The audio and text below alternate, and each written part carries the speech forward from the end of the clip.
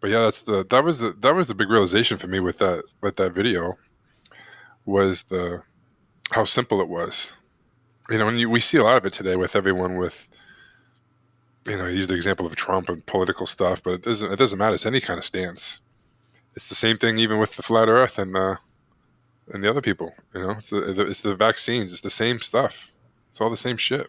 The anti-vaxxers and this, and then this person in this group, and then this, and then that. No, but it's all the same thing. It's very powerful when you realize that it's just you're really fighting with yourself. Well, we not you specifically, but in general, right? I always knew that the things that pissed me off about other people, I figured out a long time ago that it was the things I didn't like about myself or whatever. Yeah, I think I came to that realization in my probably late 30s that it's like, hang about, when I point a finger, I'm actually talking about myself.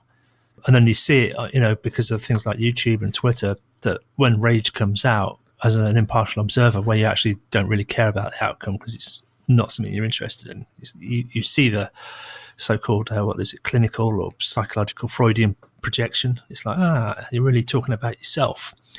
The people don't see it, and it's funny. And it took me the longest time to see it in myself, but it's there.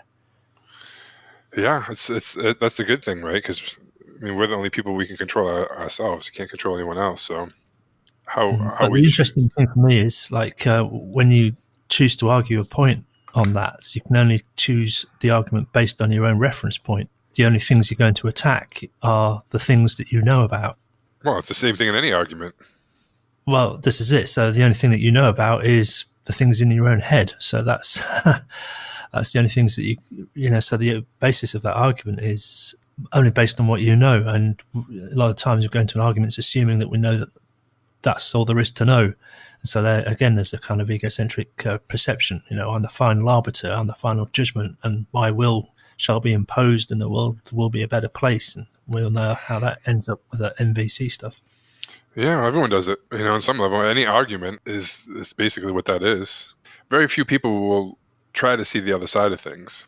And I don't know. Like, there's certain people that I like and I'm not saying this person is perfect, but like I watched a Joe Rogan clip the other day, and it was about something like Conor McGregor said something to him, and they said, "Oh, Conor McGregor said something like this and this," and he just smiled and laughed, and he seemed to be totally like seeing his point of it and just being open, didn't take it personal. It was like really freeing. I don't know. I'll send you the clip after. It's a very short clip. It was like, wow, that's refreshing. A lot of people immediately go into defending themselves. Well, I said this because this, and then that was the Correction fight. before connection. Yeah. Yeah, but even just the fact, the connection before correction, that implies something even. It just seems.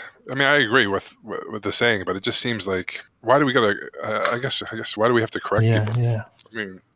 I guess we do. I was just watching a little clip. Actually, some of the guys I follow just have on the background sometimes as noise. It's the Utah Outcasts, and they're a funny group, kind of atheist political show based in Mormon land, and they got their pet projects that they keep the eye on, like the Kentucky thing, the Ark Encounter, where it's just soaking up tax dollars and not actually benefiting the local community, and they just keep eye on projects like that.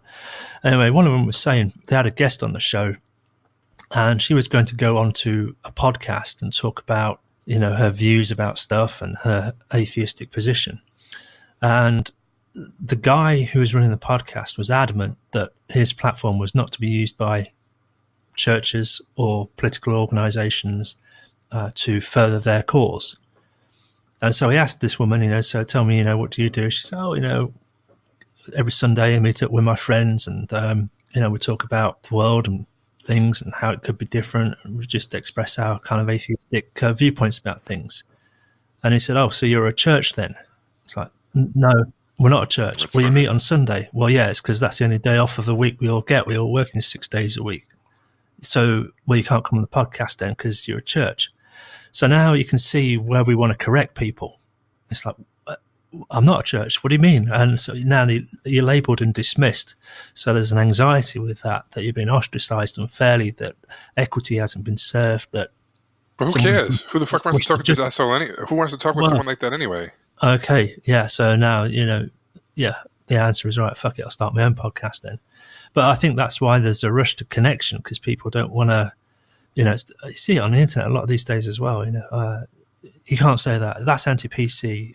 You're racist, or you're a Who non-progressive. Or, cares? Who the fuck well, right. cares? Fuck it. But this is it. But it seems such an obsession to correct people and all this identity politics. I identify as a. Oh, I don't even know what's the joke. Attack helicopter was the one where people made fun of people who state out their kind of non-gender, non-binary, non-specific identity, and you think, hang about, you're identifying as someone in a kind of non-specific, non-identifying way. So your identity is non-identity. What the fuck's going on?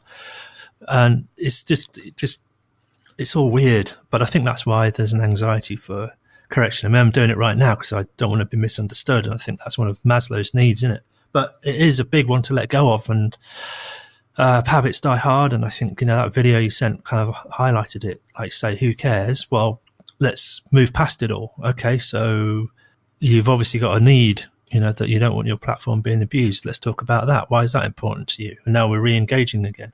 Mm-hmm. So we know we've not even gone to the correction point. We've just gone to connecting. The correction doesn't matter in a way. It doesn't matter. Yeah, but also, like, I get it. Like, I want to. I mean, that's my personality of wanting to connect with people. But like, at what point do we just say, like, fuck it, who cares? Like, do you know what I mean? Like, do I even want to? Like, it's not about like talking, like me trying to connect with everybody. Like, some people are going to say some crazy weird stuff, and I'm gonna be like, well, whatever, fuck this guy. Well, I don't even want to deal with this person. I don't. It's not worth even trying to explain to. Like, just let's move on. Do you know? We have to have that piece too. I think. Or you're going to go crazy trying to talk to lunatics, Yeah, trying to get them to realize that hey, wait a minute, this is the Earth is round, or this is that, or this is whatever the other crazy shit is. It's like why bother? Like, at the end of the day, is it about wanting to educate people, or is it about wanting to be right? Is it about wanting to be heard? Is it like what's the motivation behind it, right? I'm sure there's some of those are going to resonate differently. Certainly, like for me, I know which one it is, and for other people, it might be different. But collectively, Sure. I think it creates an anxiety. Like for me, for example, there's lots of YouTubers going around saying this NASA conspiracy that they steal $50 million a day just to perpetuate the hoax. And that's repeated now so often that I don't know how many people actually believe that, and I don't know whether only a certain cross-section of people who are already halfway there just want to hear that to believe it. But it undermines, because then it's not NASA, now it's the CDC telling lies as well. And it's not just the CDC, it's FDA and it's the FBI. And all of a sudden there's just a huge distrust of everyone.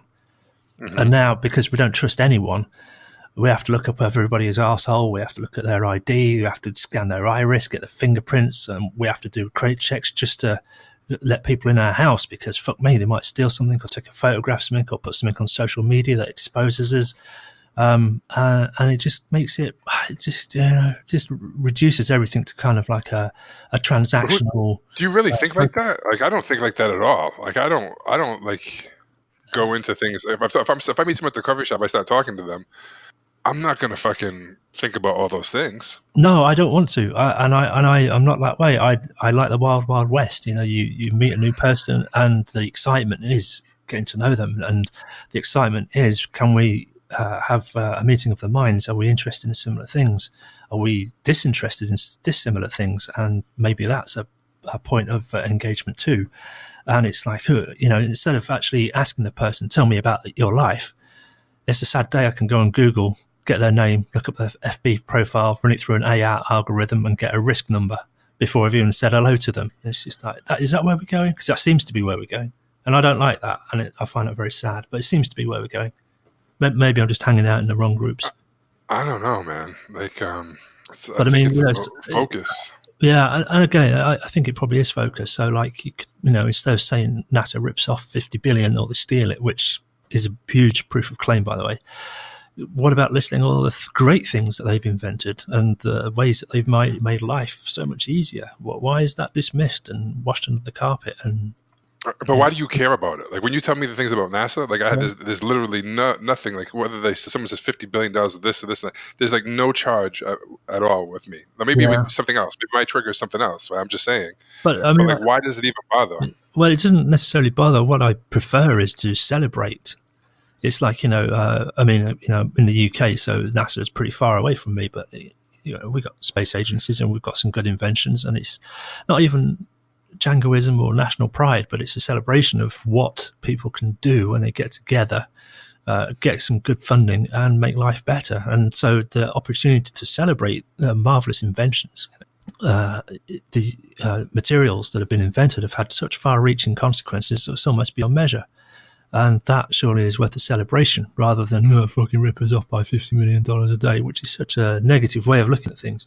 So I don't know, it kind of gets me down. I think that probably, I know, but there's the paradox in that, right? It's like paradox is basically like all the negative things you're talking about making you feel negative, and then not wanting to feel. Do you know what I mean? You're focusing on the something that to get mad about negative things, and do you know what I'm saying? It's like I'm probably not even being very clear right now. In my head, it seems clearer than I'm saying. yeah, I think I get what you're saying. Yeah, I mean, I kind of get the paradox. It's kind of covered in nonviolent communication. And when we meet violence, how do you be resistant to violence without being violent yourself?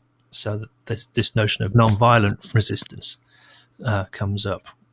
Takes a huge creative look at alternative action that doesn't meet violence, It, but steers it to something more positive that ends up not being violent. well, it's hard. It's the NVC stuff is really hard because how do you do it? How can you not judge these things? Yeah, It's almost impossible. You know what I mean? You're coming to it like this and this and this with some form of judgment in there, right? How you want them to be and respond. I want them to respond in a happy way. Well, I mean, it's the same thing as saying to someone, I could. It's was it Marshall said if you say someone that tells someone that they're smart, that's a very violent thing to say to them. It's almost as bad as saying they're stupid. Probably is equally as bad. yeah, because it's a judgment by your benchmark, and that means that you claim to know what smart is, and therefore you're positioning yourself as a final arbiter. People don't Right? appreciate that. Yeah, So that's the way. That's the double edged sword. How it can cut us sometimes with. It's I don't know. I haven't figured that out yet at all. To yeah. be honest with you, I still judge the fuck out of things, and I don't know how you don't. It's hard. Acceptance. Yeah, but what does that mean? Where does that start? Where does it start? It starts to think. I'm trying to. I keep repeating it. Hopefully, it'll sink into me. So it's more for me than anyone else who's listening, I suppose. Connection. What's alive in people? Just bypass the judgment altogether. Just don't do it. Just, that's an interesting thing you did there. Tell me more about that. So acceptance, connection. Here's the thing that I've been realizing a lot lately. If I want to be able to accept other people, who do I have to accept first? I think you're leading me, but it seems to make sense to say that you've got to accept your own reactions to whatever presents, which infers you've got to accept yourself. Yeah, but see, even watered that down. Go on. I said it seemed like you watered that down. This was interesting for me because it's like instead of just saying you have to accept yourself, you had what did you say? You have to accept your reactions or something like that. Yeah. Why not just accept yourself? Why does there have to be a reaction? I suppose what came to mind is when I see myself meeting a new person, there's almost a physical manifestation that represents the judgment. So to try and get around that, I have to say, no, stop it, whatever it is, accept it, don't judge it, accept it. So I suppose it's a meta filter or a meta barrier, because I think I probably was so judgmental, still am, very fast to rush to judgment. So I think the first step is to accepting whatever presents without judgment, and then to be okay with that, because sometimes in the past I thought, I should have spoken up, I should have corrected them, and that was my fault, and there's a judgment on myself. So just again bypass it all. So accept whatever presents, and then be okay with whatever you do or think or react to. Just accept. I mean, it's not to say we go full on and accept all behaviours and accept reprehensible situations. I'm talking about right now. I'm talking about ourselves, Yeah. just ourselves. I'm not talking about anyone else. Okay. So, like for me, let me try to be to explain myself better because I'm doing a very poor job of it right now. So, the reason why I haven't been fasting and I haven't been in the weight loss accountability group posting is because I wanted to operate from a different place, right? It wasn't so much the actions, but was it me, right? So I didn't want to listen to the snake diet guy who I freaking actually love him. I think he's great, and I think he's he's awesome, but he brings a certain kind of energy, right? When I listen to him and I'm trying to fast, I'd be like, I'd use the word force, but I'd be like, come on, you fat fuck, stop eating. And I didn't want to do that anymore because the whole thing we're talking about, acceptance. I couldn't accept myself for being fat. I couldn't accept myself for these things. And I didn't want to just fast to lose the weight because it wasn't about the weight for me, right? So, anyways, that's a lot of my own bullshit I'm dumping on the table now, right? And it took me a while. I don't know. It's been months and months and months and months. I don't even know if I'm there yet, but I think I'm close. Where I want to be healthy and lose the weight because I deserve it. I deserve to be healthy. I deserve to be fit and have energy and have a and I deserve to take care of my body, right? Not to just treat it like shit, right? And that's a whole different place. I know you don't like this, but it's a whole different energy. It's a whole different mindset. It's a whole different frame to operate from. Now, I might do the same thing. The behavior is the same. I would do the fasting, right? I would do the same stuff, but it's not the behavior. And sometimes I think we get so caught up in the reaction of this, the stimulus, right? And I don't know. For me, it's really about accepting myself. That's why I asked those loaded questions, right? How can I accept other people if I can't even accept myself? How can I truly love someone else if I don't really love myself because I'm not perfect? I'm not smart enough. I'm too fat. I'm this or that. All this other crazy shit. Who knows what comes up for people? I mean, I'm just telling you. I'm just speaking my own bullshit. So like that's where my focus has been is trying to get to the point where like and I think that's where I'm gonna have to be with the judgment is I can't even fathom not judging other people. I can't. Like someone says something, I'm gonna. I don't know how not to judge it. It's just it comes in, but I know that I have to start with me first.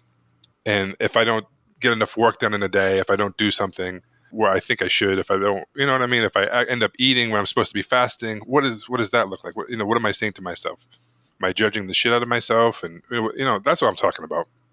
So that's like my journey. I don't know. Does that even make sense, or am I just rambling? I'm a bit reticent to go in there because if you found a method that's going to work, then questioning or challenging it perhaps is not good until it's bedded in a bit more. Yeah, I mean, whatever you want to do. But I mean, I'm pouring my shit on you. You can pour your shit on me. It's okay. It's up to you. Yeah, I mean, we're all, I suppose, searching for our own ways, and I'm kind of exploring with what was metaphorically said as sleeping with the dragon. When you start fasting, yeah, you get hungry, you get hunger pangs, you want to eat. Well, that's the dragon. Sleep with it. Don't fight it. Accept it. Embrace it. Fuck it. Enjoy more pain. Don't eat even more. Just find Yeah, depth. but that's not I'm saying sorry. for Go ahead. me. I'm saying for me. That's what I'm exploring. I'm not advocating that as any kind of methodology for anyone else. Oh no. I'm just saying it's for me. It's not so much the I've done that. I can suck it up and do this. It's just what am I telling myself when that's going on? Right? Am I doing it? Am I doing it because I'm like I was fighting myself that I was like almost like punishing myself in like a form of punishment. Come on, suck it up and do this. Versus doing it because come on, you're better than this. You deserve better. You know what I mean? So that's even though the action would be the same, the not eating, dealing with the pain. It's the who you are when you're doing the thing, right? So that's all I'm saying. I think there's greatness of facing your fears, getting comfortable with being uncomfortable, looking in the face of the fucking whatever it is, and saying, okay, I know you're there. It's okay. I don't give a fuck. But there's a difference from like unconsciously punishing yourself for being fat and you don't deserve to eat. Now I'm not saying this is a conscious thing. I'm saying this is deeper things that was probably for me. So that's all. Yeah. I don't want to say. Personally, for me, I just have issues around deserves because that leads to judgment. But yeah, as I say, I don't want to challenge it until it's bedded down. If it works, don't challenge it. Accept it. Do it that way. I don't know if it's a question about working. It's not for me. It's not about the weight, and it's not about the result. That's the difference right now for me. And I guess maybe that's how I'm working on the judgment. Yeah, see, it's Maybe all over that's the it. place, isn't it? Even when you say, like we talk about goals, or it's about the end result, or it's about a time when we will be whatever. They're No, all yeah, kind it's of bullshit. judgments because it presupposes an end time or a stop date. How do we know? Well, it's a presupposition. It's a guess. It's a judgment about what's going to happen in the future. It's, again, so You know, to get away from it. So it's everywhere. It's yeah, yeah. I have a friend who says, she says, she likes to think of like not so much of goals of what she used to. She was a woo word though. Intentions versus a goal, and I don't know. no, I've never really thought much yeah, about. I can see that. It's funny because I was reading off the back of that documentary, Abducted in Broad Daylight. We'll get onto that another time. Plain sight. Yeah, Yeah, plain yeah. sight, right? Yeah. Oh boy. So I went down a rabbit hole with that, and it comes back to law. Some definitions in law. You've got actus reus and mens rea. So these are very high standards of the burden of proof. So factus reus, I think, is you've got to actually show that the act or the behaviour was actually done by some test. Did he actually do that thing? And the second one is mens rea, the guilty mind. Did he know that he was doing wrong? In other words, deliberate act of wanton violence, or was it an accident because he was dumb and stupid and didn't know? So guilty mind, when it goes to intent, and intent is one of the hardest things in law to prove because you've got to prove the internal state of someone's mind. So the burden of proof is very high. But I like the idea of intent because in goal setting, because it shows the alignment that this is all the things I've set up to do this thing. Whereas a goal is just a statement on a bit of paper with an end date. Yeah, and it's all about the goal. It's not about the process or everything. It's just like, okay, I get this result, and then it's the next goal. It's the next goal. It never just never ends. You know Yeah, what I mean? Like, yeah. But that's the thing about intention as well. It's to me it almost seems to bypass the judgment of time because when we talk about going on a diet, it infers an end date or a stop date. Well, it's actually a lifestyle change which is never ending. So there has to be an intention for life itself or for your lifestyle or for a change. Once the change is made, however, the change stops, and now you're just on that track. So it's not a goal anymore. It's just this is the new way, or this is the way now. So the intention, man, it keeps that path going. Whereas intention stops when you reach a goal. Done. yeah, I agree with that. And then I also think that there's a big difference between success and fulfillment, right? And people have a lot of success in their life, right? And I think here's the thing. Here's the thing I'm talking about, that it can come up in people in different ways, right? So when I'm talking about people not feeling enough or having a lot of judgment on themselves or not having enough self-love or whatever the fuck shit, right? So some people could fucking overeat. Some people can work out like crazy.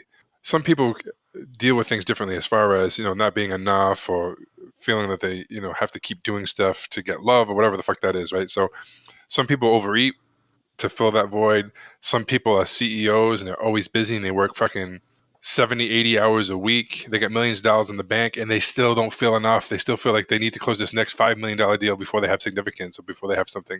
And they're just chasing that goddamn dragon.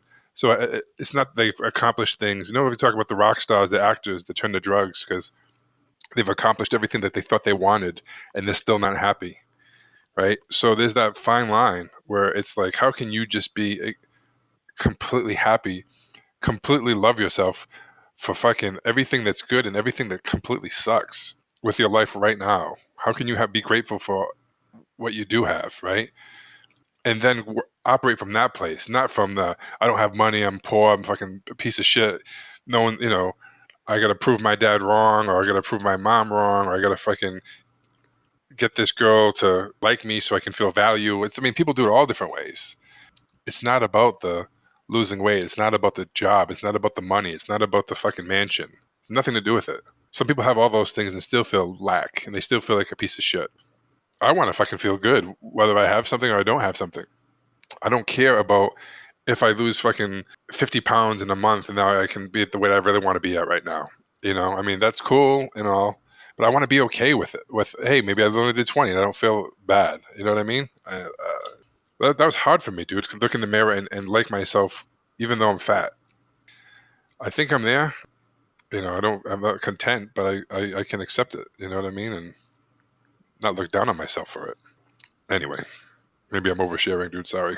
Yeah, I know. I was just trying to reframe or recontext. It's just I don't think I've had that experience, but it's like again, like we were saying earlier, rather than doing like a correction, do a connection. Okay, so here I am. This is me, and in the next 2 or 3 months, what an exciting journey we've got ahead of us because we're going to be doing this new thing.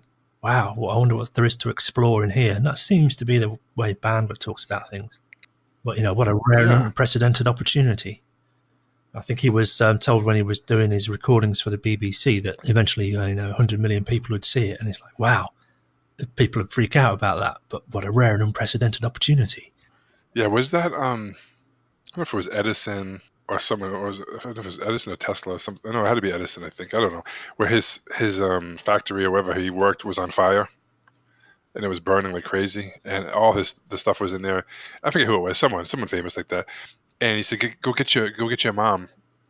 And she goes, "And to come see this because there's, we might never see a fire like this ever again in our lifetime. Look at that. It's amazing. It was his whole life, his whole work was just burned up. But he looked at it like, what an amazing fire. We'll probably never see a fire like this ever again in our life. Yeah. Like, how do you do that? You know what I mean? Like, that's just, I've been there a couple fuck. of times. I used to go track days, and you trash your bike, or you get kicked off on a kitty litter, or hit an oil patch, or whatever, and your bike's all fucked up. And it's like shit. It can be a pretty sucky feeling, but you got to extract every amount of pleasure out of it you can get because it's just cost you $5,000. so you got to really dig deep to find the pleasure in it. So I've seen this, it's great. You see it on YouTube and people get personally attacked. They just turn that around and use it as fuel for the next video. Like car accidents. If everyone's okay, it's like, wow, check out that guy fucked up his Ferrari. Let's all, we got to really milk the pleasure out of it because, when else are you going to get the opportunity to say, yeah, man, I fucked up my Ferrari and it's just totally trashed. You're never going to do it again. It's a once in a lifetime, a rare and unprecedented opportunity. Yeah. I guess that's where it goes. That's with mindset and focus. I mean, you can look at, I heard something interesting about the half. I just totally spaced on it though. Someone said something about the glass half full, half empty. It was something different. It was a really good reframe on both of it. The And I'll ping find it. pong balls in the sand. No, what's that? Oh, he says, he gets a big jar, puts ping pong balls in, fills it up, says, is this full? Yes, it's full. And then he puts in smaller marbles and it fills up the space in between. Is it full now? Yes, it's full. Then he pours in some sand and it goes in between the smaller gaps. I don't quite know what that metaphor is, but you can always get more in. I don't know. I don't know. Then you add the water and then that's pretty much full. I don't know. But it was always full anyway. It's just full of air. That's true. That's funny.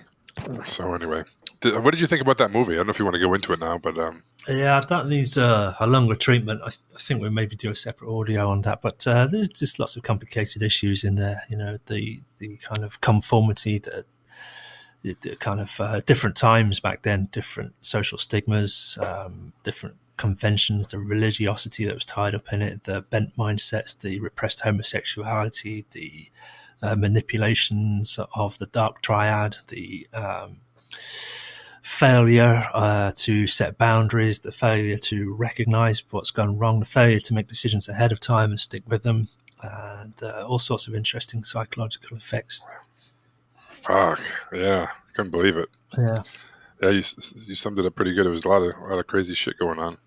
Anyway, Yeah, I was reading a couple of published papers on paedophilia, what the definitions are, how we categorize it, what can we do about it, and a couple of the papers I read, I thought I can't help but notice, but someone who's written this paper seems to be justifying things a little bit too much.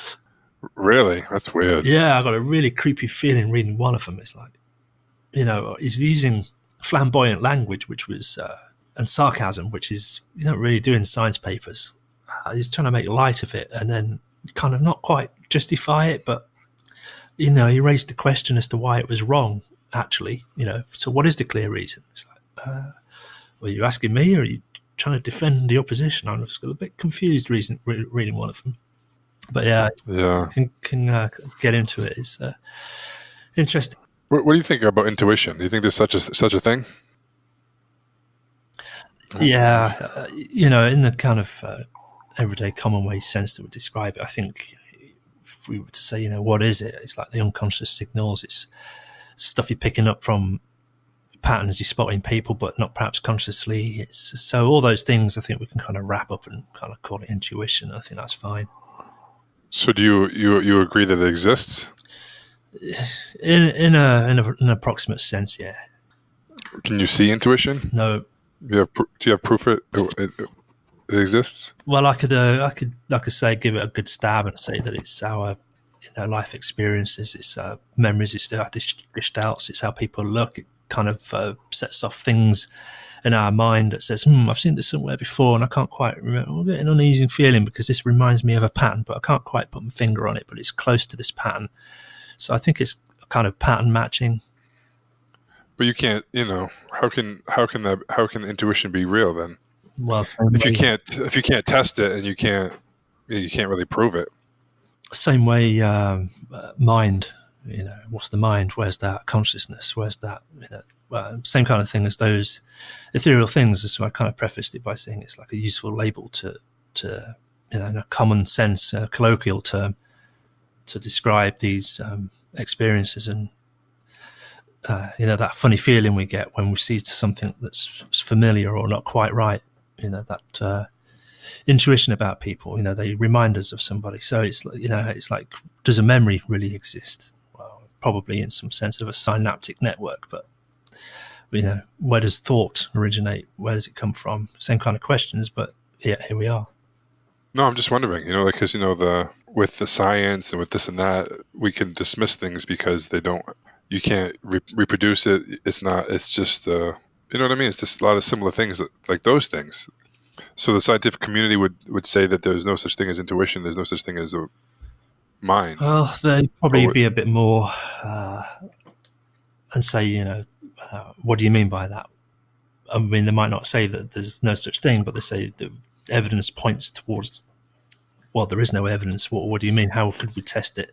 So, I mean, there's this, the big classic, isn't it? Consciousness. Where is it? Point to it. What do you mean by it? Test for it. Where is the seat of consciousness? This has been asked for 2,000-3,000 years, as far as I can tell, and there's no real satisfactory answer. It's an emergent phenomena.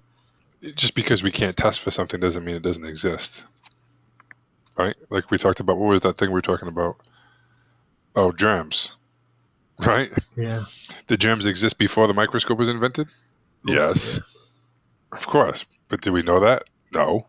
So it's that's what I'm saying. That's all I'm saying. Well, Like I I don't mean, know. That's there's what two things expressed there. Does it exist, and what's our knowledge claim about it? So, it might be that intuition exists. We just don't have the knowledge of what it is yet, or it could be that actually what we're labeling as intuition is an emergent phenomena of all these patterns of memories and gestalts and value hierarchies and communication tip-off, subliminal communications uh, that fire off some part of the pituitary gland that sends an emotion through the vagus nerve that gives us a funny feeling in a lower gut. I don't know. Yeah. No, I know. There's definitely something. I mean, I truly believe that. I mean, I think that we get these feelings of things that how you explain that. I can't explain it, but usually they say trust your gut. You know what I mean? For a reason. I think there's some truth in that for sure.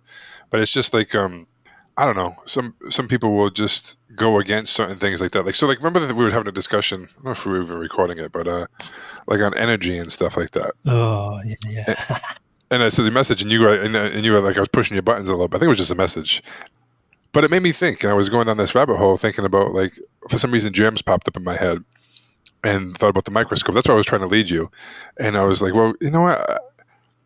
I've done some exercise where I felt energy from someone's hand. I could feel it, like seriously feel it.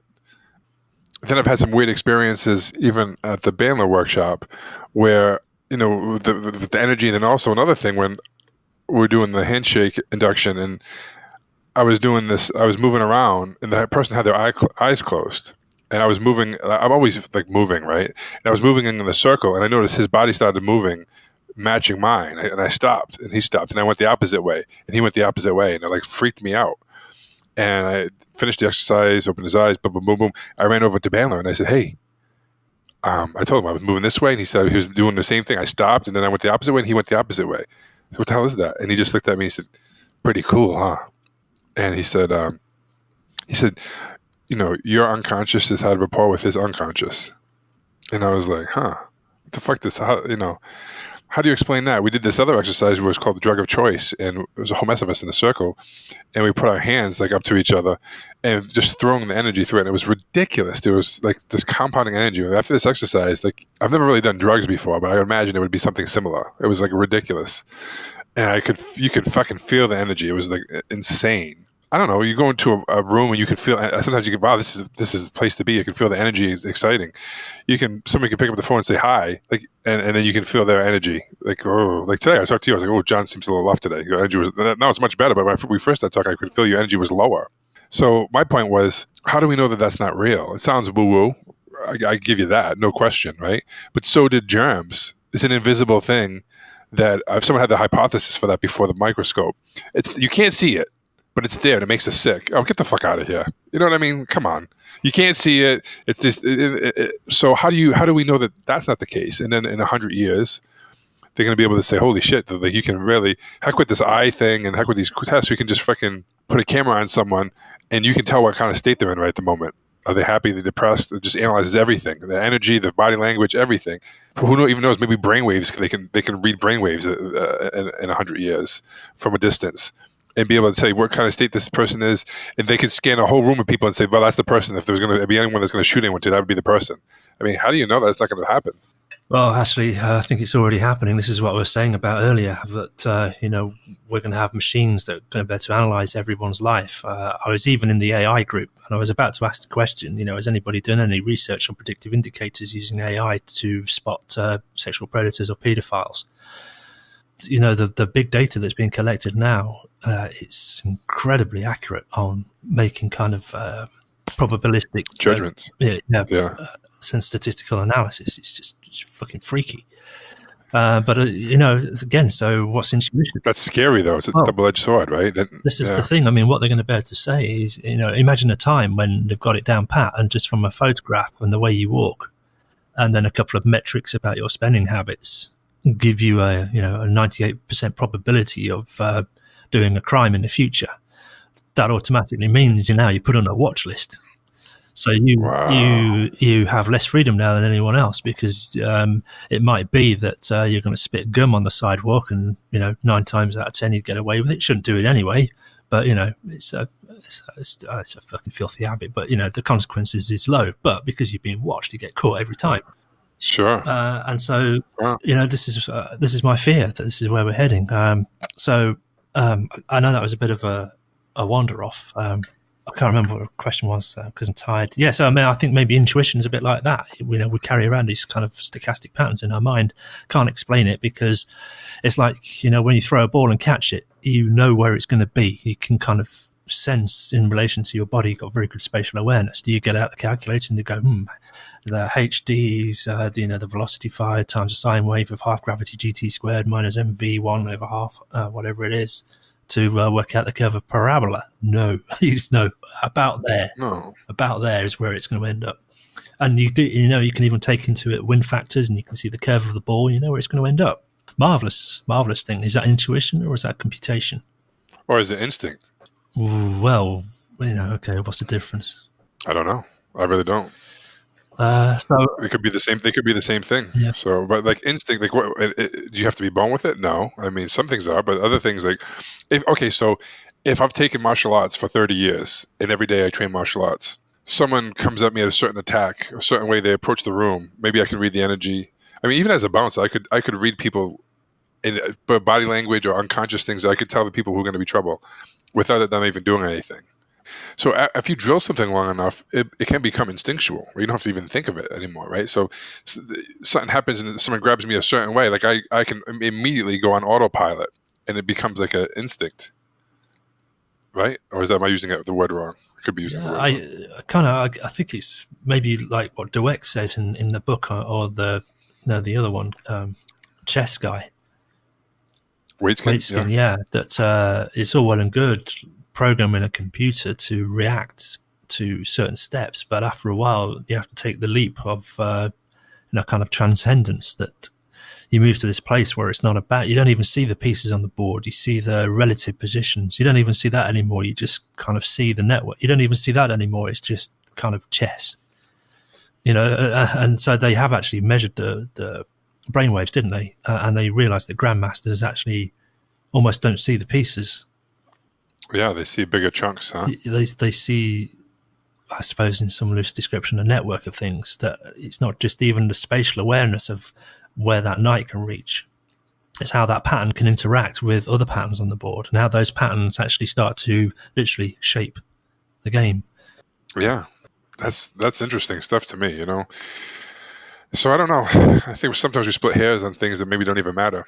At the end of the day, who like that's what, like who cares? How does our life change from it, right? So, But I mean, but some of the I guess that's the purview of science, is it's breaking these things down and actually getting definite vertical answers in ever decreasing widths of niches for some kind of utility or a tool. But the point we're getting to now is it just seems ridiculous in some senses. But there's still so much left to know.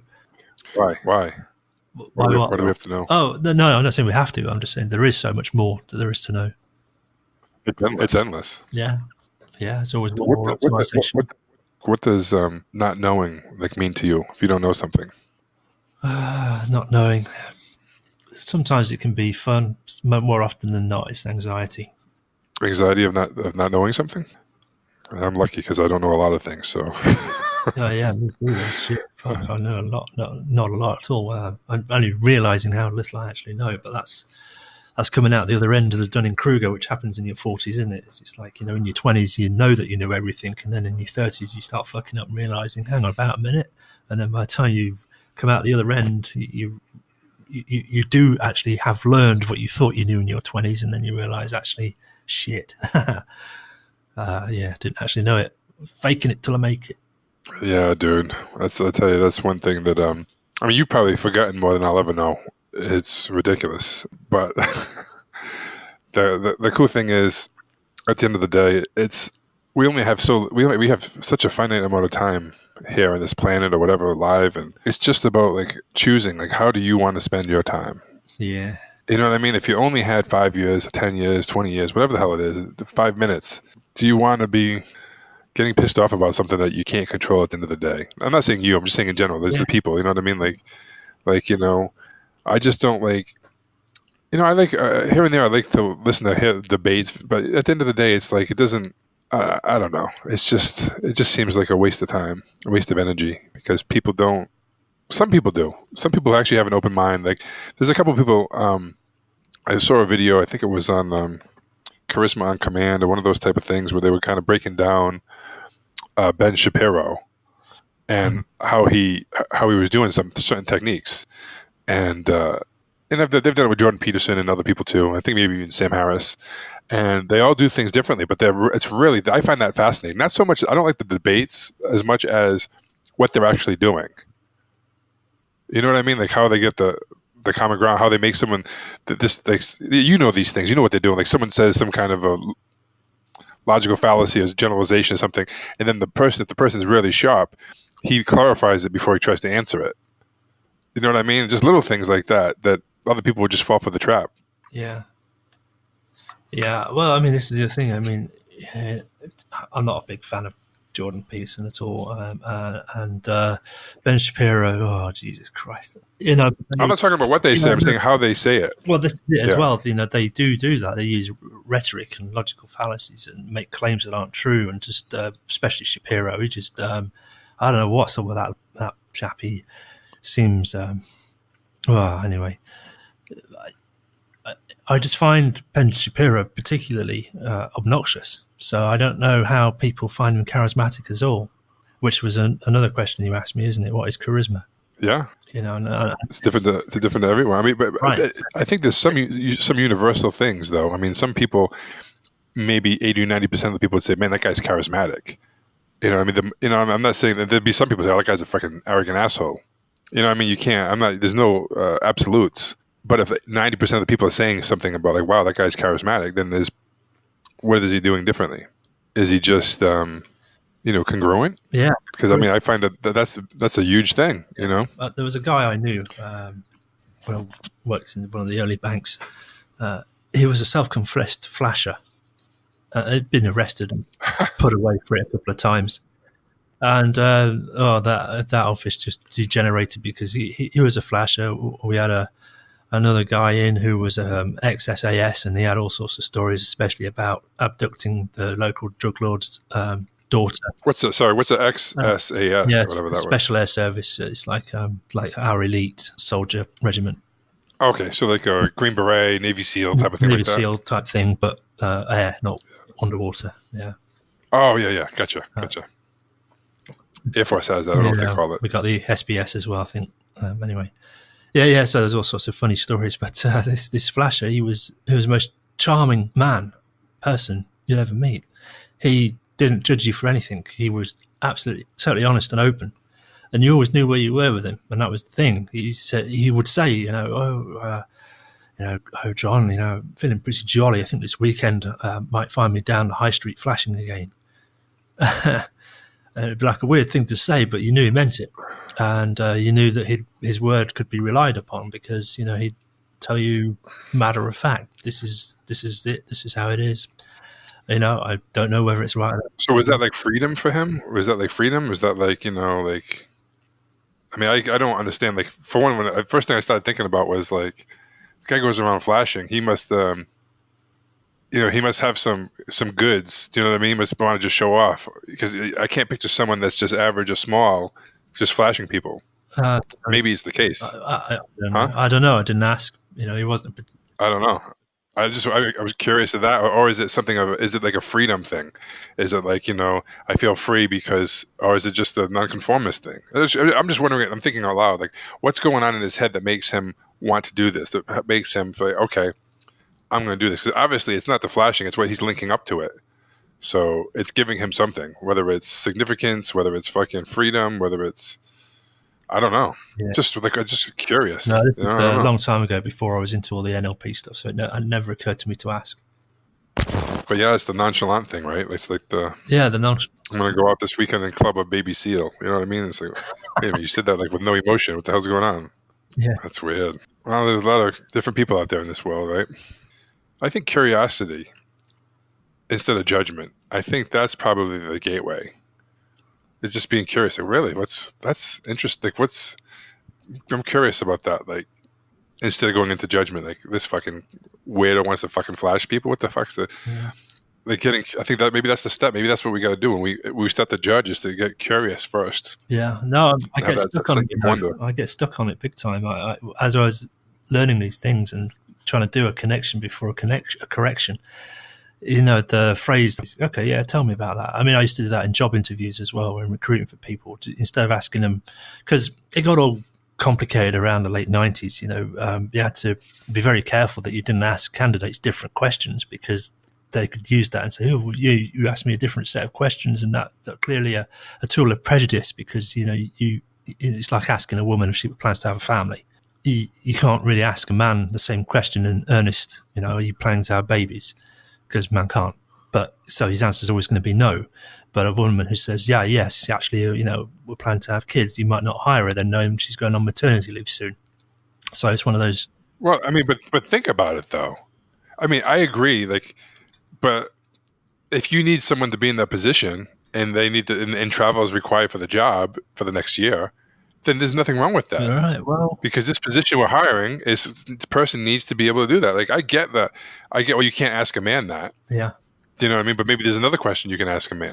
that's it. This is a commitment for a year. Right, yeah, You know what I mean? yeah, Like, yeah. But the point is, you've got to be kind of careful and ask similar or very similar questions and you structure it's it. fucking, So I'd get around it by saying, so what have you got planned for the next year?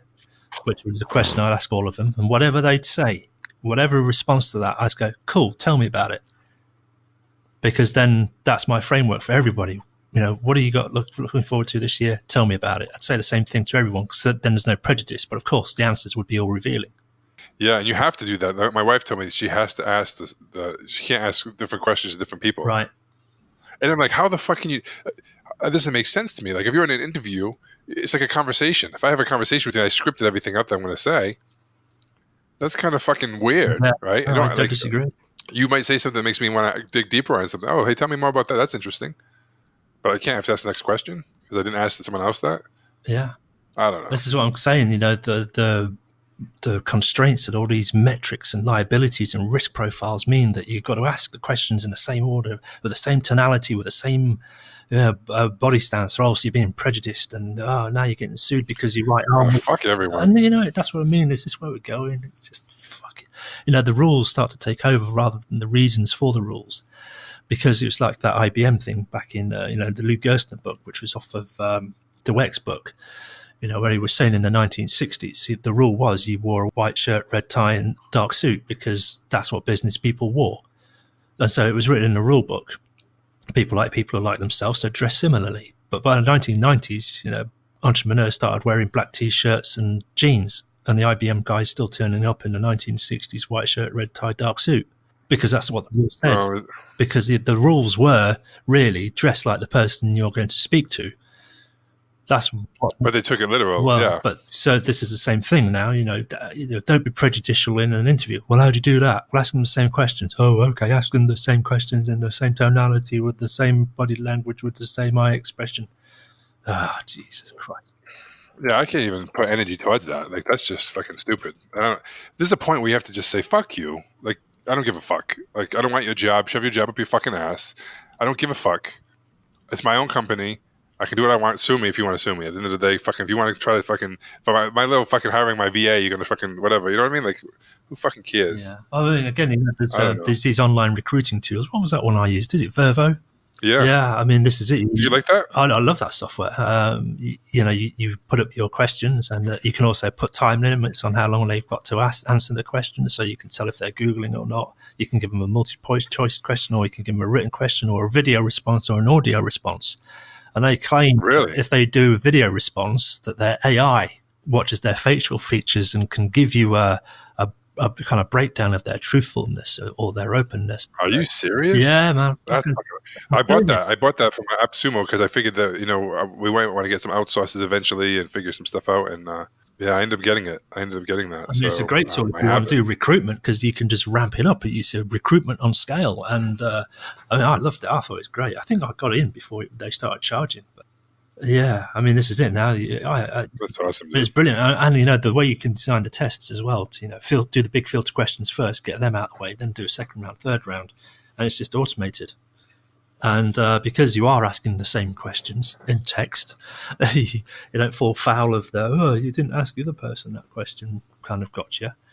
Yeah, brilliant. Well, this is it, but it's all, AI interfaced, carefully optimized questions, response times. It's that metrics measuring down to the nth degree, It's like anything, right? Even skills are the same way. Even our own skills.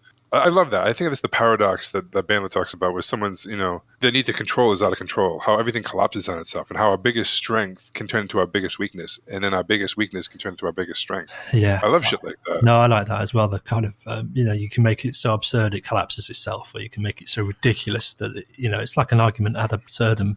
You just take it to a ridiculous place. What do they call it? Like aversion therapy or exposure therapy. You put boots on the spider, you make it 10 foot tall, you make it so that it's so big and heavy it collapses under its own weight, and then you put a clown suit on it, you play the music, and it just becomes... Yeah. I love that, dude. Yeah, but so that's cool. You asked me about energy, and I did actually do a recording. It was about 40 minutes, but I thought, you know what, that's another podcast material. Let's just talk about it. The recordings are tough for me, dude, because I want to talk to you about it. I want to make notes, and it's like homework. Do you know what I mean? Like, yeah.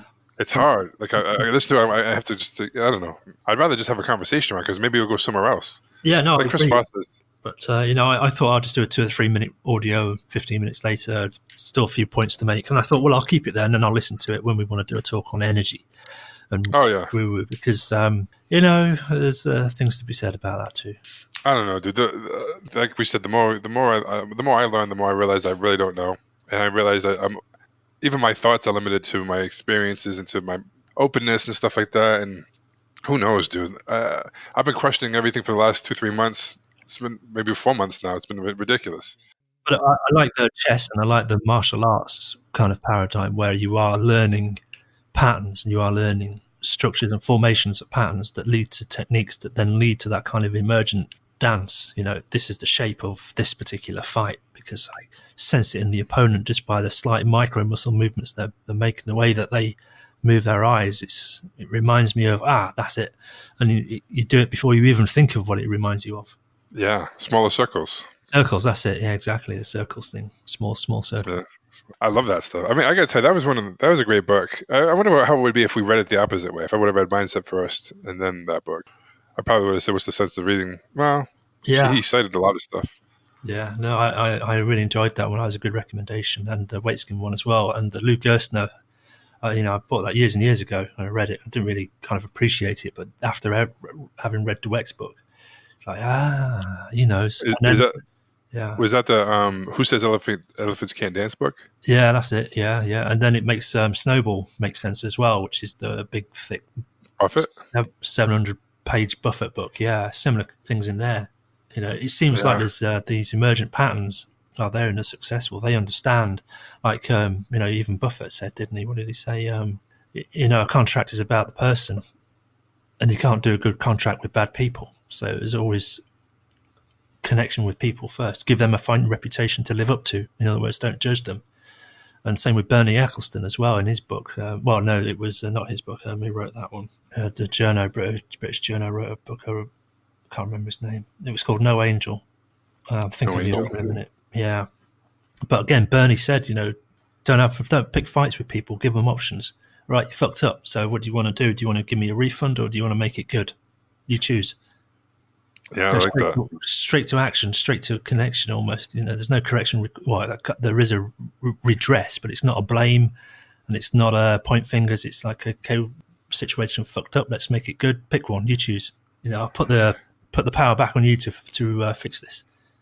Someone was talking about I can't remember who it was. Someone made a mistake and it cost them like $100,000. It was like a really bad mistake, and the person said, "You're going to fire me?" He says, "What are you talking about? I just invested $100,000 in you." Yeah, that was Dan Penny, wasn't it? So, Yeah, I mean that used was it him? yeah. Well, I think he said that, but but it's been said many times before. I mean, look, that's my attitude as well. Like in managerial positions, also, I keep talking about leakage in business. It always seems to me that you have to have room for leakage. There's going to be accidents. There's going to be errors. You got to budget for those. But it seems these days you can't. You just fire people and get someone else in. It's like we just end up rotating staff then. And the new boy that comes in, he hasn't learned not to do that mistake yet. So you're just keeping that liability on your books now rather than, all right, it's cost us $100,000, but you'll never do that again. You're going to be pissed off. You're going to ask him to make it up somehow, or, what have you learned from that mistake? So we won't do that again, will we? No. Okay, good. Right, move on. How do you do that though? If I can be livid, I'd want to fire him. Oh, it's funny. I was I was in one business one time. And we'd just done a hiring round, and we got some sales assistants in. It was going well. It was going all right. A good recruit. I came in with a gripe about one of them, saying, something wrong with her. I don't like her attitude. She's pissing me off. She's saying stupid shit. And I had a quiet word with the other directors, and they, you're overreacting, John. What the fuck are you talking about? And then one of them went into the sales room, came back out 2 minutes later, and goes, "Fuck it, I want to be the one that fires her." That's hilarious. He turned around in 2 minutes. I don't know what she said to him. That's funny. Yeah.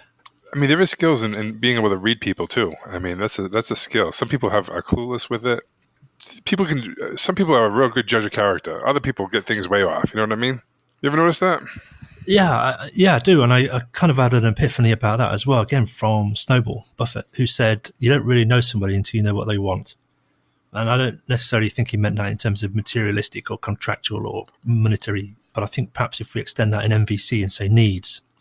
And one thing that Marshall said in that course was that people who tend to ramble on because they don't know how to express their needs. We've never done it in our life. And I suffer from that a lot. And this is why some of my audios are so long, because I'm rambling on, not making a clear request to get a need met because I don't actually know what it is.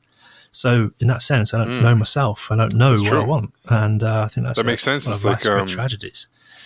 And another thing I get from the NVC was like the expectations people have. Well, they should know this. Well, why should they? So you basically want them to know what to do and say without you telling them and without you even knowing what that is for you to feel love. How's that going to happen? Oh my God. Like some people don't even, they wouldn't even realize it. It feels silly for me saying it. It's just, that kind of blows my mind how sometimes people are like that. They just expect everyone else to know what they're thinking, know what they're feeling, and say the right things when the other person doesn't even know what it is. that comes back to this charismatic thing. I think people who can be classified as charismatic come across as interested in people to a point that they can ask really good questions that helps understand their own needs. So, if I came to like a young kid and they were kind of meandering and like, how are you? What's going on in your life? What's alive in you? What is it you want? How do you think you're going to achieve that? What would that mean for the world? What change are you going to affect? Wow, that sounds great. What resources would you need to get that going? All I'm doing is asking them questions, and they might see in me a possibility of delivery of that mechanism through introducing them to my network or resources they need to get that done. Would you describe that as charismatic? All I'm doing is getting them to discover their own needs. Yeah, people always want to feel like that they're important and they're heard and understood. So yeah, that makes sense. Yeah, there's something else that's described. It's kind of like a magnetic personality. Who would you say is the most charismatic person that I might know over here? In terms of show business people or US politicians or some celebrity. Who would you classify as? Oh, I mean, I think the first person that came to mind is Will Smith. You know Will Smith? Yeah. I remember. His dad had called him. It was like 3 a.m, and it was what the movie, like the ticket sales were going good. And he's like, remember how I told you you got to work hard, you got to do this. And he's like, yeah, I remember. Oh yeah, And yeah. and then I told you how to do this and this and this. And he said, yeah. And then he said, and it's not about luck or something. And he said, yeah. Well, you're the luckiest. But that guy works his ass off, though. Will Smith. Yeah. I liked him in Bad Boys. I remember going to see that at cinema with the former ex-girlfriend and a really good friend of mine that I've lost touch with over the years. And we came out of that absolutely mind-blown. It was a great film at the time. Oh, yeah. So he's charismatic. Conor McGregor is charismatic. The MMA guy. He's got a lot of charisma. Controversial, too, but... Yeah, he's in the news again today. He's retiring. It's just a... Yeah. Well, what's he worth? 200, 300 million? I don't know. He got 100 million for the fucking Mayweather fight. Well, all his other money is endorsements or whatever he's doing. I'm sure he doesn't have to work. He might be all done. Yeah. Well, I mean, if I had that kind of money, why would I risk, getting my teeth kicked in or my brain turned to mush? I've done it. Proved it. That's true. And he's a champ, two-time champ, right? I mean, two different classes champ. So, I mean, I don't know. I don't know what, like, he doesn't have anything else to prove, right? He didn't get into fighting. He was poor. He didn't get into fighting so he could be rich. Maybe he did, but most people don't. There's better ways to make money than that. The chances of making money fighting is really slim, probably slimmer than other sports. Do you know what I mean? And the payoff isn't nearly as good for most people. Yeah. Take an average of a professional football player or a baseball player and an average of a professional MMA fighter. It's the wrong sport if you want to get rich. Saw glimpses as well that some Thai kickboxer has been banned or outlawed for titanium implants. Really? His knees? In his shins, yeah. His chin? Shin. Oh, shin. That's freaking funny. People want it all crossed and they forget what the heck they're... You know what I mean? It's yeah. Well, this is what I was saying the other day about, it came up in the AI forum that AI is now playing games better than humans. And I say, great, how much did they enjoy it? Question kind of falls on deaf ears. Isn't that the purpose of a game? Yeah, it's all about winning and all this other shit, and people forget about what's really important. That's what it's become, and that's the different optimization now. I kind of enjoy the delicious irony that AI is probably really good at life and treats it as a game, but to us, life is serious. And so the irony there is delicious. AI is good at being an automaton. I was just reading headlines about a project launched by DARPA called GUARD, guaranteeing AI robustness against deception, aimed at studying adversarial machine learning. The project was to develop AI models that are robust in the face of a wide range of adversarial attacks, rather than to simply be able to defend against specific ones. What does that mean? Did you say adversarial? Like an adversary? Is that what you said? Or yeah. Okay. Yeah, adversarial learning. So basically it finds weakness in other programs so it can learn how other programs are weak so that it can bolster its own defenses. So basically we're now inventing machines that combat each other to learn what the weaknesses are so that they can be stronger, so that they don't have any weaknesses, so that they can be stronger, so that they don't have any weaknesses, so that they can be stronger. And you just use more and more compute cycles and more energy to never get there. And then And to me, so what? Right? Okay, now okay, you're the best. Now what? So what? well, that's it. But and this is the point: for every one of those machines on one side of the fence, there's going to be another machine on the other side of the fence, learning from each other, and it's just going to be, it's a new arms race. It's just a high level of masturbation. That's all it is. It's intellectual masturbation. I haven't put it in the thread. In the 1980s, I came across something called PC robots, and the idea was is that you'd write an algorithm and you'd pit it against an algorithm that someone else wrote, and so you had a virtual robot. It could move, it could scan, and it could fire a missile. So there wasn't actually anything you could do a visual representation on the screen. I mean, back in the late 80s, this was X's and noughts on the screen, and so when you were scanning, you couldn't move, and when you did a radar ping, you had to get the vector of the other robot or tank to know where it was going to be by the time the missile got there that you were firing. So it was an optimization of all these things, because obviously the closer you can get, the more accurate you can be with your prediction, because if it's far across the screen, the other tank could change direction meanwhile. But the closer you got, the more susceptible you became. But then if you did a radar to confirm positions, you were stationary, which meant that the opposition could get a fix on your position. So there was all these optimizations, and the question was, how can you optimize for speed, agility, information flow, and offensive attacking and defense? So it's quite a little interesting problem just based around those three parameters. No, it sounds fun. It sounds like just like a video game. Do you know what I mean? It's like, Yeah, but it was all written in code, so you programmed your bot to be reasonably autonomous, and then you put it in the arena with other codes that other people had instructed their bots to. So basically, we're trying to work out, what's the best optimization, or is one bias towards, say, weaponry or defense better than another, and you play them out to find out. yeah, it's like people that want to do MMA that are scared. They're just scared to get hit. It's the same thing. Living through a robot. To me, it seems like it. Yeah, it's an intellectual wank. Yeah, that's all it is. You do what so that I mean, that's the formula. Okay, you build robots so that I can see who's better. So that it just okay. What's the Oh, so you can feel good about yourself. Oh, okay, cool. I get it. So you can feel Yeah. smart. So you can feel better than someone else. All right. Well, I mean, yeah, but ultimately that's what it boils down to. I mean, there's probably lots of steps in there, but ultimately I've kind of reached that conclusion too, that, why do you want a fast car? Because it makes you feel good when I drive it. Why do you want to live in a mansion? Because makes me feel good when I dress in nice clothes and wear a nice wristwatch. Why do you fly first class when economy is just as good? Because it makes me feel good. That's really what it boils down to. Well, Don't give me sometimes you any can just be. bullshit about being able to do work in business class or work on the train. Oh, fuck off with that shit. I mean, because I can. That's all you need to say. Like I fly first class because I can. You don't have to explain anything, But because it feels good, isn't it? Doesn't cocaine feels good? Why don't you just do that? Yeah, why not? Because it's more than just feelings. Yeah. There's a book here I'm getting through, been on a slow read on the background, called Exotic Preferences.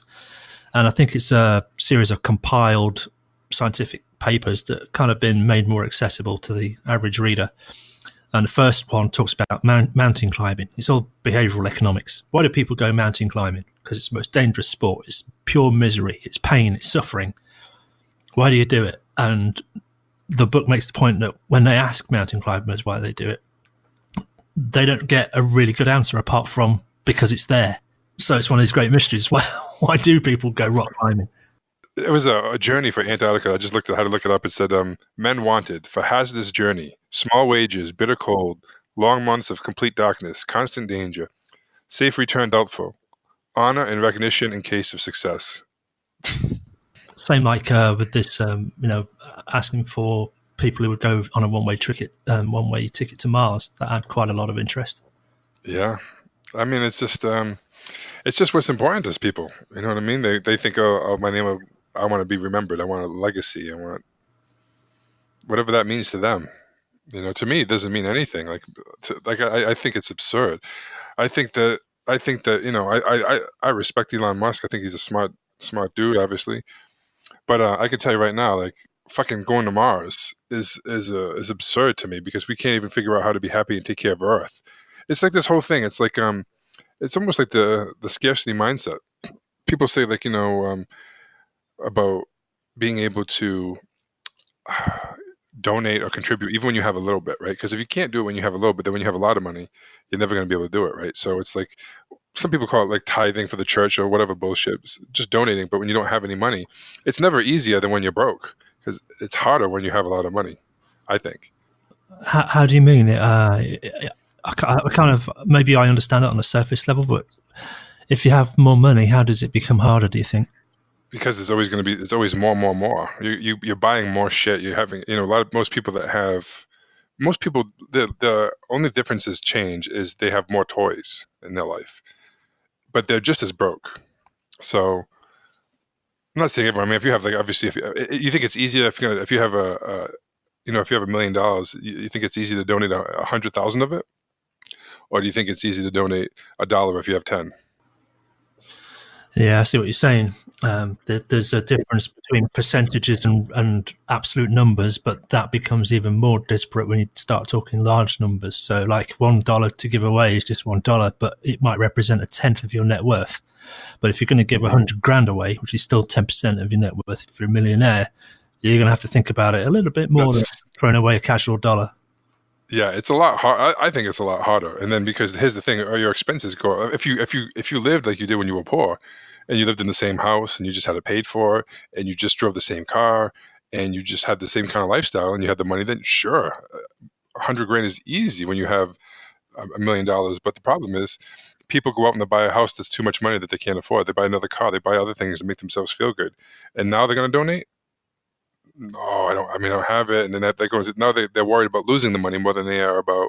So there's a lot of factors. It seems counterintuitive, but for me, it seems Yeah. true. Yeah, well, that's, I mean, a lot of people nowadays, they fund all their toys on debt rather than savings.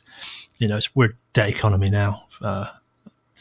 And the other thing as well is a book I read a while ago called The Art of Execution by Freeman Shaw talks about what happens when we start going into debt or start losing on our trades. We actually become more risk seeking when we should be less risk seeking. Is that the ego? What is it? What causes that? Well, no, it's a mathematical thing. So if you start off with, say, $100 and you place a trade and lose 50, you're now down to $50. So what do you need to do to get back to 100?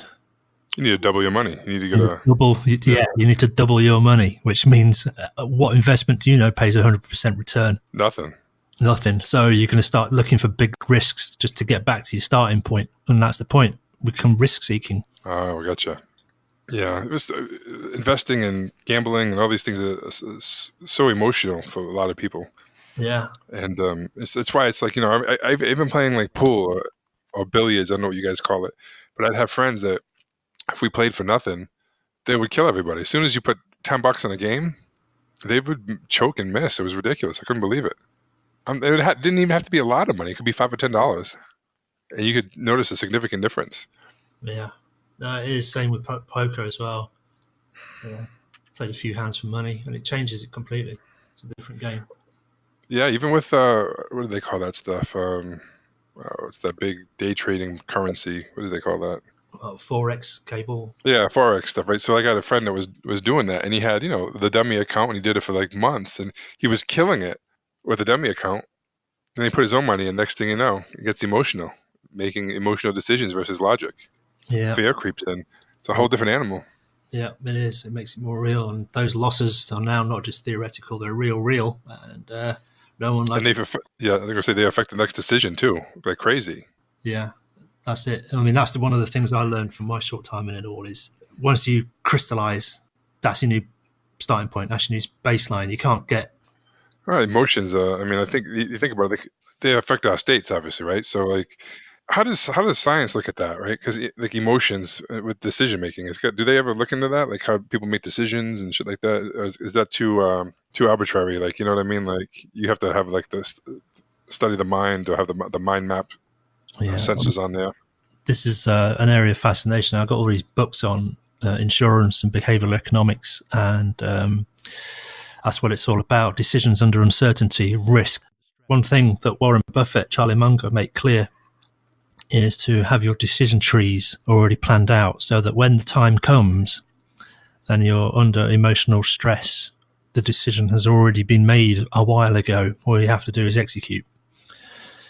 Kind of brings us to that documentary as well, because there was just a series of disastrous decisions because they were made in the heat of the moment. One of the things that stands out to me is where the parents, after the abduction, didn't call the police for 5 days. I know. It's because they were under distress, they're under stress. And if they called the police, it would make it very real and it would crystallize a loss.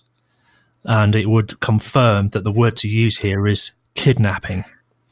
But until they don't call the police, it's not real and it's not kidnapping. It's just, oh, she's not come home yet, or she's don't know yet. But as soon as you call the police, makes it real, crystallize the loss. That's called kidnapping, and that's what we're dealing with. So there's a certain amount of denial. Yeah. The thing that I was struck about that as well is a lot of boundaries were very confused in that documentary. It's like, well, exactly at what point do we call it kidnapping? At what point do we call it sexual abuse? At what point do we call it an affair? At what point do we call it stupidity? At what point do we call it sociopaths? Yeah. It was just sliding and sliding and sliding, and there was just no boundaries in it. It's like, wow. I don't know if it's that. I'm just afraid to make a decision too. I mean, there was like no thinking or no decisions. I don't know. It was just bizarre to me. Yeah. I couldn't like one or two of the things you can understand, but all of those things that happened, it was hard for me to watch this and say. I was like saying, "Come on, dude!" Like I'm yelling at the TV, saying, "Are you serious?" And yeah, it was. Tell me what the movie we're talking about is called. What is it, like Abducted in Plain Sight or something like that? Yeah, I think so, yeah. So it starts in the 1970s in Idaho, and Jan was one of 3 daughters born to Bob Broberg, a florist, and his wife, Mary Ann, who became friends with the Birchtolds, affectionately known as B. Yeah. In 1974, B offered to pick up Jan, the daughter, from a piano lesson and take her horseback riding, and he never brought her home. Well, he offered to. He wanted to take her horseback riding, and since she has a piano lesson, he says, "I'll pick her up." Right, And yeah. all these, all these things, and yeah, he had an infatuation with her, and all this crazy shit. And the parents let so many things go on, Yeah, so like under their nose. this is the first time, wasn't it? So they were going to call the cops, but at B's wife's request, they didn't. And then it was the weekend, and there was no one in the FBI office, and she didn't want to inconvenience people. And I think she didn't want to make it real, like I say, because when you call the cops and they come down and they do a kidnapping investigation, it makes it very real. So again, Yeah, but they also had a lot of shame going on. So they would not only that, that's true, that makes it real, but they have to admit that they let this happen, and they're bad parents, yeah. especially if we get further on the other things that happen. Jesus Christ. But So yeah, you're right. I think I never thought about making it real. That's the denial aspect. That's really true. I was thinking more of the shame aspect for them. yeah, shame and guilt is a big one as well. Yeah. I mean, I'll go on about those choosing beggars things. I still want to go through one because every one of them follows this kind of format, the kind of grief model. So, there's denial, there's anger, bargaining, finally acceptance. I think there's a depression stage in there somewhere. So I thought maybe I'll go through the film and see if I can pick out markers. But it's such a huge event. I think this went over like 5-6 years, didn't it? But it's compressed into a 90-minute documentary. Yeah. Yeah, pretty much. Yeah, And so then they flash forward to the 30 years after too, So it's just so it's crazy. still not over because there was a court thing and then his suicide in the end. So then, what do you think of Mary Ann? I found her strange because when she was talking about when B made approaches to her, complimenting her, touching her up, flirting with her, she seemed to enjoy it. And I wonder if she'd had like an isolated life and never actually experienced that before, and she was glad of attention and didn't know how to handle it herself. I don't think of a sophisticated or mature person at the time. Maybe in a very isolated town. I don't know what Idaho was like back in the 70s. Well, I mean, think of it this way, right? So there's a lot of factors laying up to that, right? So even before that, to answer your question, you have to think about her husband, and what kind of man he was. Well, we already know a lot of factors. We know that him not being able to speak up, not being able to say, certain things like that, and then his incident with B was absolutely mind blowing, and like I couldn't believe it. Like I couldn't believe it. And the guy was, for a sick fuck, the B, he basically divided and conquered. Went over the father, how the you want to talk about that, what happened there? Because I don't know, because that's the factor in of how he treated her and what she was not getting from him, possibly, right? Yeah, well, I began to wonder about that, whether he was a closet homosexual, because the way it was portrayed in the documentary, when B picked him up from work or something, took him out for a drive, and then the pedophile B, Birchtold, whatever his name is, said, I'm kind of sexually frustrated. Can you help a brother out and give me a reach around? And the father, more or less said, yeah, sure. That's the way it was portrayed, and just it was like no big thing. And he seemed a bit upset telling the story, but I think that's anchored to what happened afterwards, not because of actually the event. Oh, I don't know. Maybe, maybe not. I mean, he definitely seemed embarrassed and guilty and shameful about that. I don't know. I don't know. Maybe it was what happened after. But anyway, but here's the thing. I don't want to sound like a complete asshole, but straight people, I don't want to say normal, but people that are in a relationship and are heterosexual don't jerk off a friend for fun. You know what I mean? If someone asked me that, I'd get the fuck out of here. Like, are you fucking kidding me? Like I wouldn't even I couldn't even entertain the thought. I'm like, get the fuck, go fucking do it yourself, buddy. Jesus Christ! Like, I would be laughing. You know what I mean? I wouldn't no fucking way I would fucking do that. So, what kind of person does that? Well, obviously there's something going on. Either he's gay, which is fine, or he felt guilty about it, and that was leading, and he wasn't gay, which is could be even probably worse to me. Whatever it is. So, and if she wasn't getting attention from him, because maybe he's just a closet gay, he's just got a family, he's hiding it, and he really wants to be with men. So he probably doesn't show his wife affection, do those things that And as soon as when you get someone that's dying for affection, been in a relationship for a long time, and not getting it from anywhere, as soon as someone shows you a little love and attention, shit, how do you resist that? I mean, I don't blame her, I blame him for that. So he's fucking sexually involved with those two, which makes it much easier now to hold shit over on them. Now they're not going to say stuff. Yeah, it's genius. I mean, sick, but genius. And what happened? Yeah, so the mother, glad for attention. I think she was addicted to external validation and external stimulus, and I thought she had a very extreme external locus of control. So I think that she felt good through validation of other people's actions. She felt good by other people telling her that she had reasons to feel good. And so I think she had an extreme external locus of control, which means that when it came to things like phoning the police for kidnapping, she had no internal structure. She relied on other people to tell her what to do. And I think that's why she was influenced by the abductor's wife initially. So I think that played a part as well. Yeah, I mean, I'm sure it's hard to say one thing, right? It's a confluence of so many things that it just made it really messy. What happened then? Well, eventually they caught up with him, didn't they? Berchtold was arrested for kidnapping, but the Brobergs, under duress, withdrew their most serious charges because it was made clear to them that he would spread details in the community at church of the reach around and the affairs he was having with the mother. Yeah, which tells me that obviously that's probably what made me think about why they didn't call the police sooner. Is they really care what other people think, right? Yeah. So and they felt the guilt. So that more than actually protecting their daughter. Yeah, that's fucked up. That's what's fucked up, right? Fucked up values. Who gives a fuck if they do? Put this guy in jail. No. Let him, and then let him back into life. And they knew something was going on. And this guy, man, telling the daughter all the crazy shit. I really do think he probably did love her. I mean, I really do think so. I think he's just fucked in the head. All the crazy shit about the abduction and all these things. Like, oh my god.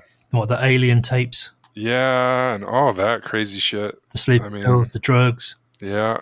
The mission to have a child, funnily enough, before 16. Yeah, what was that all about? That was weird. Yeah, no, I kind of get that, at a certain level. It's I was reading more than I should have about paedophilia over the weekend after this, and there seems to be, there's all sorts of different levels of gratification. It seems to be just like having a list that you can tick things off of, get kind of weird satisfaction as well. So, like, fucked an underage kid, ticked off. She had a kid before she was 16, ticked off. And it just becomes like an obsession over a list of doing all these perverse, deranged, sadistic things, or, indulging every different gratification and going through the list and ticking them off. It's always looking for the No, next I know. high, the next buzz off of it. Yeah, that's probably why you lost favor with her when she turned 16, right? Yeah, because she wasn't a child anymore. It's so fucking weird. I can't even understand and don't even want to. I just don't get it. I don't know. Up until age of majority, it's like, gosh, so much to be said. One of the things that really struck me in MVC was the word on authority, and authority being misunderstood nowadays to meaning I'm going to impose my will on you. What authority used to mean, and should still mean, is here's a fantastic resource that I'm going to empower you to use. So, for example, think of like the local authorities that have all these grants available, money available, land available, resources available to the public. So the public executes that power of authority. But now we're kind of abrogating our rights and prescribing our rights. So it's kind of left to the default position. So we're not doing a very good job on telling these trustees what to do with all this property. So I'm thinking like a parental authority, like Marshall says, sometimes protective force is required when they're about to shove a screwdriver into a socket. You haven't got time to negotiate and tell them the danger, and they wouldn't understand if they're 2 years old anyway because they don't know what electricity is. You're there to educate, bring them up safely, to give them your wisdom, to bring them up to be empowered, not to tell them what they can't do. So, there's a kind of like a cut-off age, so we don't want them putting screwdrivers in sockets when they're young. We haven't got time to tell them what electricity is, so we have to use protective force and whip it out of the hand. So, at what point do you say, well, you're old enough now, you battle hard and you've got all the wisdom I can give you? Yeah, I guess so. So this is another question, actually, that I've came across in the kind of paedophilia. What is the age of majority? What is the age of consent? And there's this grey area, because under 13, it's recognised here in the UK, and I think in the US, that under 13, it's a child and they can't give reasoned consent because they don't really understand what they're negotiating. Between 13 and 15, they recognise that although consent can be given with understanding, it's still illegal. So between 13 and 15, I understand there's a bit of leeway. Over and above 16, you're on your own. What's the difference between the medical diagnostic category and the legal definition? And then, get into all this mens rea, actus rea, proven intent, and it gets all fun and games with ages. And, in some cultures, some things that would look at that from the West point of view and go, well, that's just child abuse out and out. You've got all this, female genitalia mutilation shit going on that's protected under some kind of tradition or religious practice. What are you talking about? What, female genital mutilation? Yeah. Is a ritual cutting or removal of some or all of the external female genitalia.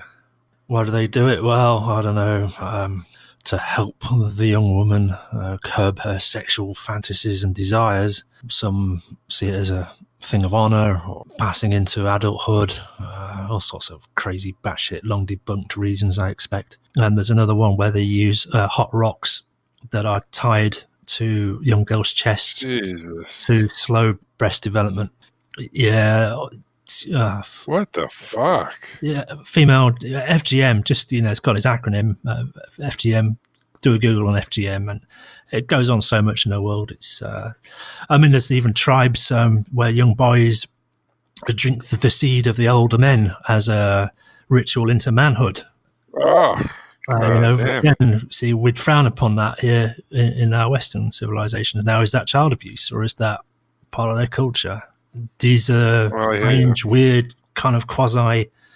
The female genital mutilation, I think we're quite clear that being child abuse without question. Yeah, so all these things are going on out there in crazy batshit world. I can't remember how I got off onto that now. Relative merits, value systems, hierarchy, culture, legal definitions, medical definitions. The reason why he wanted to get married in Mexico so that he could make it legal, then he wouldn't fall foul under the legal definition, but in his mind, I'm sure it was still playing with underage kids. the one thing in the film that they said is that we didn't understand or know what paedophilia meant back then because it was a word that wasn't used. But the church that they belonged to had given warnings to B to get his act together and knock that shit off. So the faith leaders knew, the Broberg seemed to know what it meant. Everyone knew. Yeah, Fuck. this is it. But they said, oh, we didn't. So again, kind of making excuses, going into denial. Yeah, there's a part that just you gotta say, what the fuck? Like, Jesus Christ.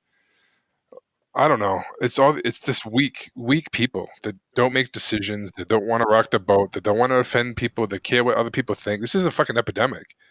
That's the problem. It has nothing and being stupid to the expense of it to protect their fucking image, whatever the fuck that is. Yeah, Jesus. being stupid. I'm glad you mentioned that because I'm against stupidity. It's not a right. It's not a privilege either.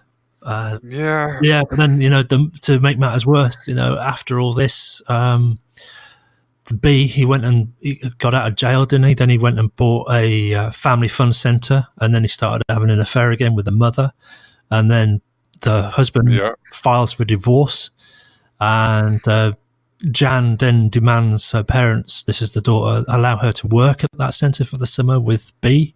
Yeah, and they let it happen? Are you fucking kidding me? I wasn't clear on the film. Did they let it happen, or were they divorced or separated, or were they living apart and the mother said yes, okay, and the father didn't know? I wasn't sure about that. Yeah, the mother just said yes, okay. And well, because she's banging him, right? So now he's got leverage over her. So to make stupid decisions, he was mad about it, and then she was going to go anyway and hitchhike, and all these manipulation things is just like disgusting. Got a question for you. In the Yeah. 70s in the United States, let's say 1975, 76, something like that, would it have been possible for an unmarried woman to get a mortgage on her own name? I don't know. I mean, possibly. I mean, if they were working, I don't know. I was just a baby. You know what I mean? I don't know, but I know that my mom worked when I was a kid, but a lot of some of my friends' parents didn't work. They just had one person working. It was kind of half and half. Because I suspect But yeah, I in mean, the UK, even as recent as the 70s, but back then, a single woman on her own would not have been able to get a mortgage. wow. So, Even if she had a job and yep, qualified. yep, yep. You have to have a marriage certificate. It was as recent as 1975 in the UK with the Sex Discrimination Act that until then, banks could, maybe not always did, but they could refuse to give a woman a mortgage without a male guarantor. Jesus Christ. The stigma of divorce means you're out on the street, effectively. If that holds true, if that was a similar case, you'd have to go and find another man, or you couldn't get a mortgage. So, well, I don't know. That's why I asked the question, because I suspect these kind of pressures and these kind of social stigmas and all that bullshit of the time also weighed on some of these decisions. Yeah. Well, I mean, she wasn't working, so I know she couldn't get a mortgage. She was a homemaker, so there was no way she could do anything on her own. She wouldn't be able to support herself. So fuck. Yeah. I know, but here's the thing: it's just these bad decisions all over the place. And then he gets out of jail. Lets him before the second abduction, he was in bed with her like what 4 out of 6 nights a week Oh in her yeah, bed. the daughter, because of It's the like, are you fucking kidding therapist's me? tapes. Fuck me when I listened. Oh my god! What was that a genuine recording? I think so. I think it was. That was horrific. Yeah, I know, right? Yeah, basically the tapes were saying, "Go and sleep with her, pull a blanket over, make yourself nice and cozy, stroke her, and have your wicked way Yeah, with her." and I was like, how are so many things fucked up? Like, this is not a therapist talking. I don't even know whether it was because it turns out the therapist wasn't licensed. I don't know whether it was some put up job that he'd either recorded himself or hired somebody to record for him. But it seems to be a man of means. I mean, how do you buy a daycare centre? You've got to have a bit of cash, haven't you? Yeah, who knows what else? Who he's blackmailing? Who knows what's going on? Oh, yeah. Good point. So then B abducts her again. The mother sent her to the daycare to work at a daycare centre, and she gets abducted again a month or so later. So he takes her to Wyoming. Then he puts her in a convent, didn't he? Well, is it a convent or was it like it could be? It was like a girls' boarding school. I thought. Oh, girls' boarding school, yeah, and tells the school administrators that he's a CIA agent and they're on the run from Mexico. So if anyone comes asking, this is her false name. Isn't that crazy? So they didn't pick up on it straight away. Yeah.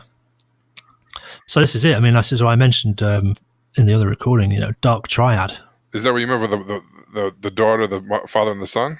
I mean, the husband, wife, and daughter. Yeah. No. Do a quick Google Oh, on dark okay. triad. Oh, I was thinking that it was because he was going with the mother, the father, and the daughter.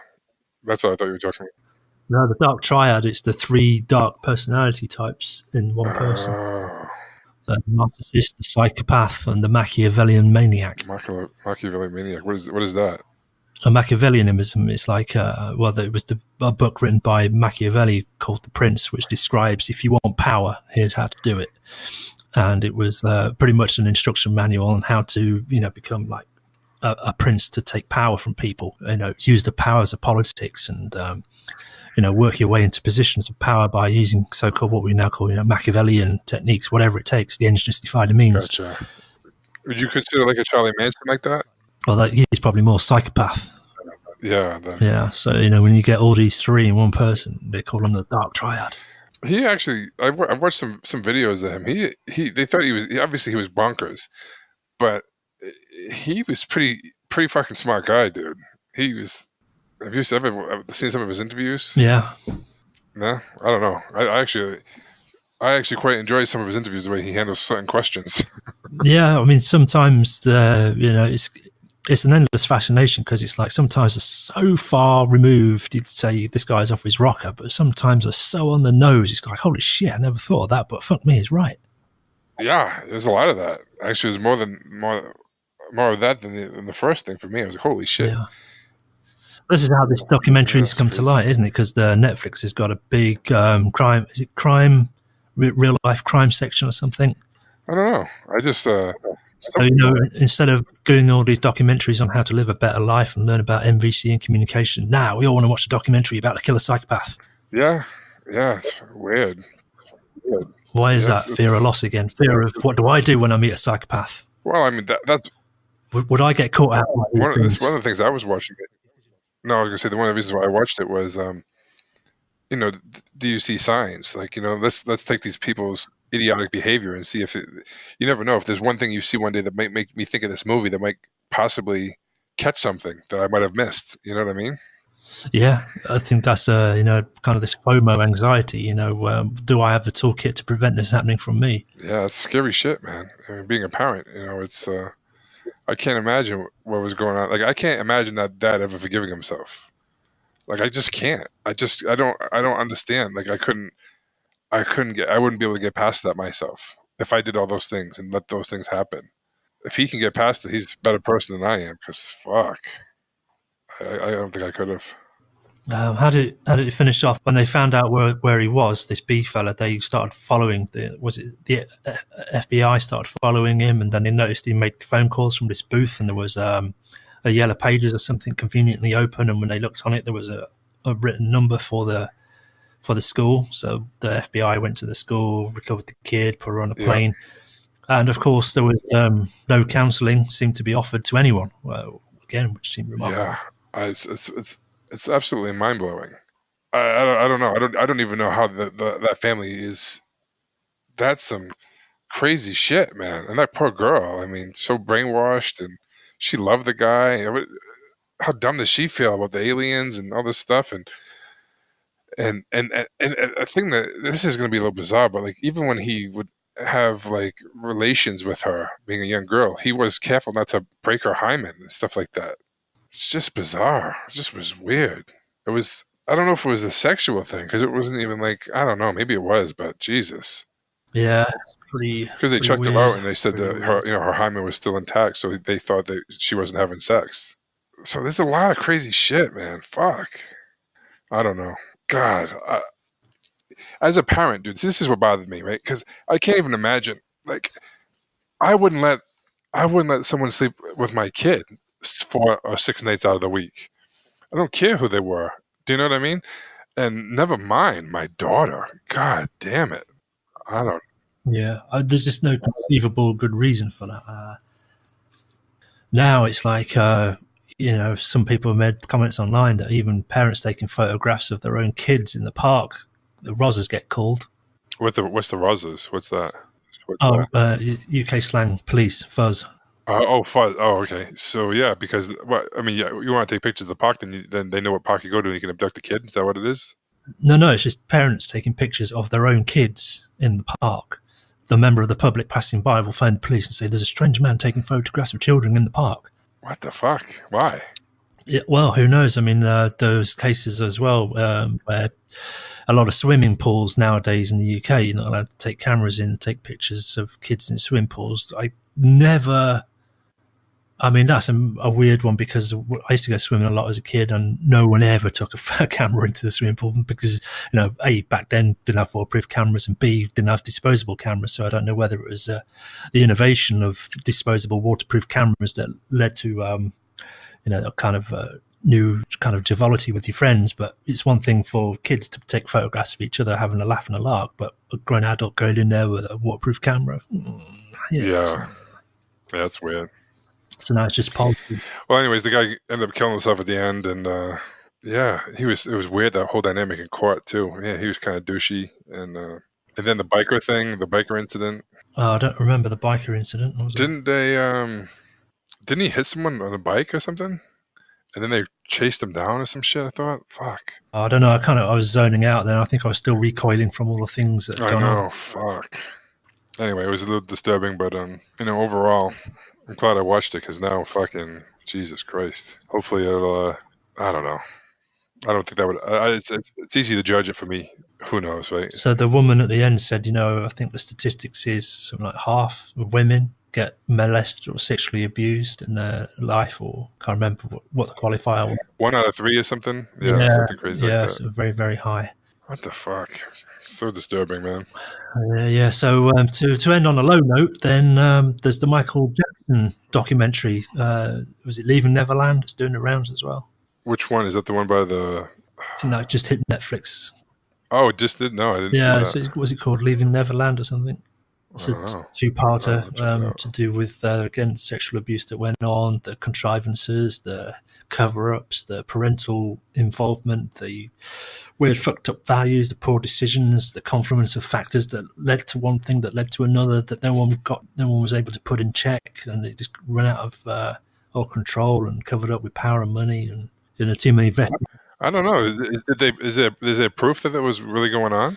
Well, that's the big kind of controversy over this documentary. A lot of people are questioning the integrity of the people who are telling their story. Yeah, because they did a thing. One of the things I saw was they came to his house and they made him fucking stand on a chair and strip down, and they had to take pictures of his penis and all those crazy things, and then they asked the kids to describe it, and it wasn't what they said. Ah, right. I remember that vaguely, but I can't remember the details enough to put in. So I mean, and he was mortified by that, having to do that. Do you know what I mean? Yeah. So I don't know, man. I think these things that come out and it's just without the proof, without anything. I think it's just wrong. It's just fucked up, man. This guy, he's already gone. You know what I mean? And you're trying to blemish a person, and I don't know. Yeah, but I think there's a valid endeavour to look into this to see what the patterns are, see if we can prevent it, see if we can stop these things, because they, in every case, I mean, certainly my small history of involvement with people who have been victims to this kind of thing 30, 40, 50 years later, lives are still reverberating the echoes of it. It just fucks people up. Well, that's ending on a low note, so maybe next time talk about energy and some good books to read, and some things to get to, and courses and software and cool. connection. All right, brother. All right, mate, have a good one. You too, man. Take care.